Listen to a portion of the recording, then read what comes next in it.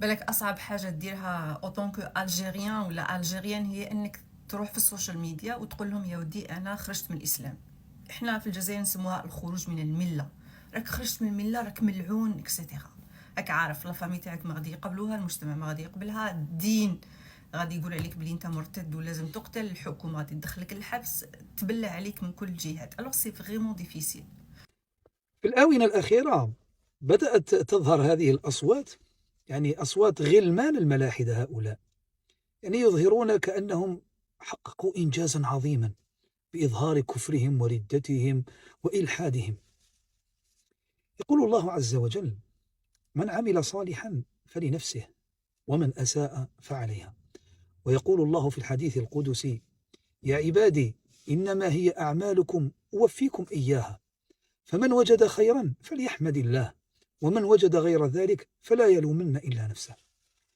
هؤلاء ابتداء في الإلحاد دائما يحاولون إظهار العداوة للإسلام وللمسلمين فقط، مع أن الإلحاد يعني عدو للأديان كلها السماوية، النصرانية، اليهودية، يعني أي دين هو عدو للإلحاد. لكن هؤلاء يعني ملاحدة أو غلمان الملاحدة الذين يقتاتون على فتات موائد الملاحدة الكبار، يحاولوا أنهم يثبتون أن الإسلام عدو للإلحاد أو أن الإلحاد عدو للإسلام. هذا ما يريدون إثباته، يعني حتى الإلحاد عدو للنصارى، عدو لليهود، عدو لكل الأديان السماوية. لو تروح يعني للملاحدة على الغرب، الملاحدة الكبار، تجدهم يريدون إثبات يعني عقيدتهم وصحة ما يؤمنون به وما يعتقدونه. لا تجدهم يعني يشتغلون بالإسلام أو النصرانية أو اليهودية، لا، يريد إثبات صحة ما يعتقده، يريد إثبات أن إلحاده هو الدين الصحيح وهو المعتقد الصحيح.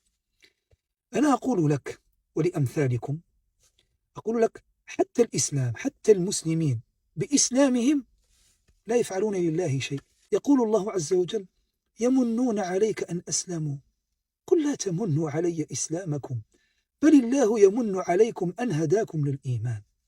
فما بالك بالكافر الذي يظهر كفره وإلحاده، إنما يريد إغماس نفسه في جهنم وفقط.